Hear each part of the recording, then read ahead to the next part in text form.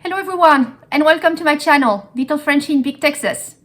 In this video, I want to share with you some news from the old continent. And not necessarily good news because we're talking about a fifth wave of COVID.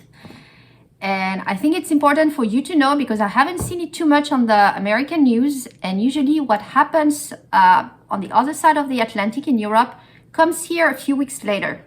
So better be prepared and know what's going on over there.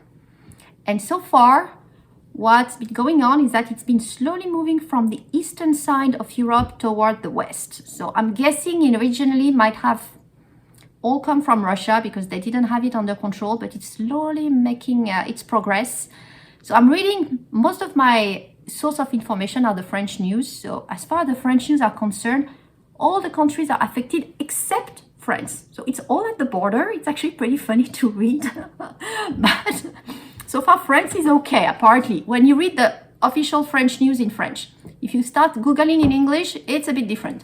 But no, so far, the country is really very high rates on the eastern side, the biggest one being Germany, where the situation is quite alarming. And the news are saying that Germany is going to live some very difficult months, that their infection rates has been going up like crazy in all the different regions. So a big alarm in Germany, but not in Germany. You've got a list of European countries where the situation is very worrying here. And that includes some on the eastern side, like Czech Republic, Bulgaria, Croatia, Poland, but also moving slowly towards the west in Belgium, the Netherlands, Denmark. So it's moving very much toward the west side so far. The Latin countries that were hit pretty bad in the previous waves are not mentioned here, so that Italy, Spain, and France. But when you Google in English, and even our French health minister has said that France is at the very beginning of a fifth wave of coronavirus epidemic, and the circulation was accelerating. So it's they're very conscious about it, and they're starting to try to get people to get a booster shot, especially if you're over a certain age. So I think they're putting it at 50, but they're moving towards it. What's interesting on the vaccine here is that France so far has not made it available for the younger kids. So 5 to 11, it's not available yet. They want more studies and more data. But for the older kids, the teens, yes, it is. And the booster is recommended here if you're older. And I started Googling a bit on the effectiveness of the vaccine because a lot of these European countries are pretty well vaccinated. France is at 75, sorry. France is at 75, Spain 79, and average is about 67% in Europe. So, and in France, probably the most common vaccine is Pfizer. So what's interesting here is this curve from the New York Times. When you look at it, it's how effectiveness it is over a certain period of time measured in weeks. Look at the US study for the Pfizer. It's going down pretty quickly. So there might be a cause-effect relationship here between what we're seeing in Europe, the fifth wave, and the vaccine effectiveness here. Right there, it's all a study and data with this vaccine. I mean, that's not been tested before. So very interesting to see, but be conscious and be prepared here because it's coming here. Another very interesting example here is the Netherlands, because they have a very high vaccination rate. But despite the high vaccination, COVID cases are on the rise. So much that they decided to lock down the country. It's a partial lockdown for 3 weeks, mostly for the non-essentials.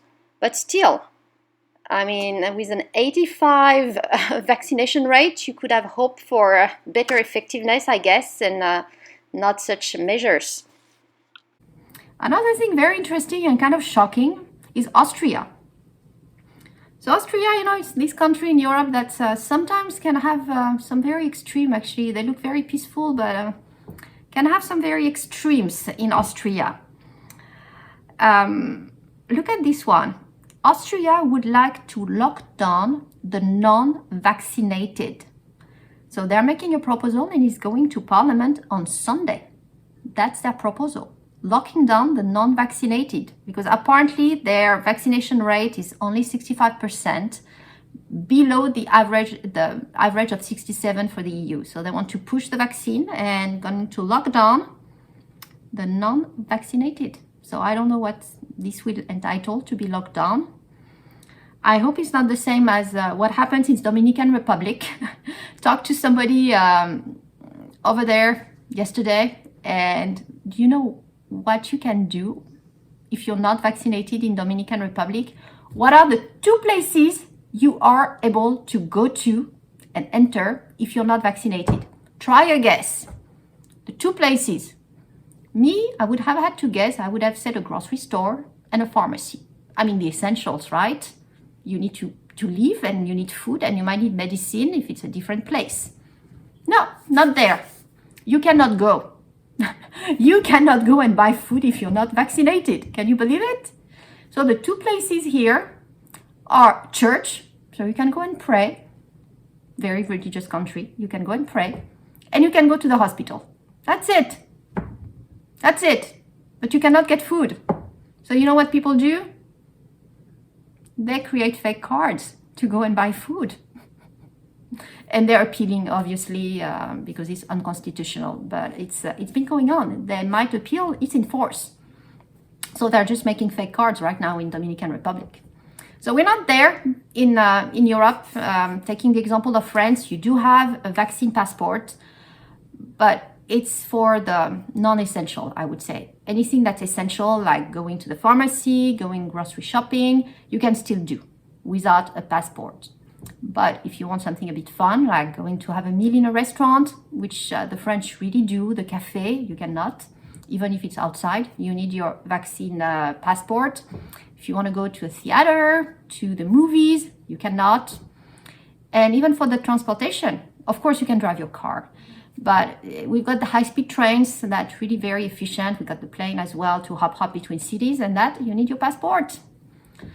So it's restricted here, really pushing people to get it. But apparently, the 5th wave is there, vaccine or no vaccine. So just wanted to share with you, because it is coming here just in I would give it a month, especially given the US just reopened its border. On November 8th, it was closed to Europeans in the past as well as other countries, and it just reopened them.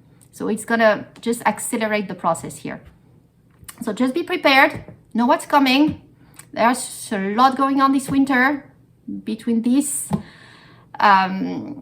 the cold, I mean, all the fuel prices going up, the supply chain issues. It's fixing to be a interesting and probably difficult winter. So be safe and be prepared. Thank you all for watching. Well, I was saying a few weeks to a month earlier for it to reach the US. It might already be here. Look at that article from the Time. And for those of you who want to practice their French, I put here some extracts from Le Figaro, one of the French newspaper. Enjoy!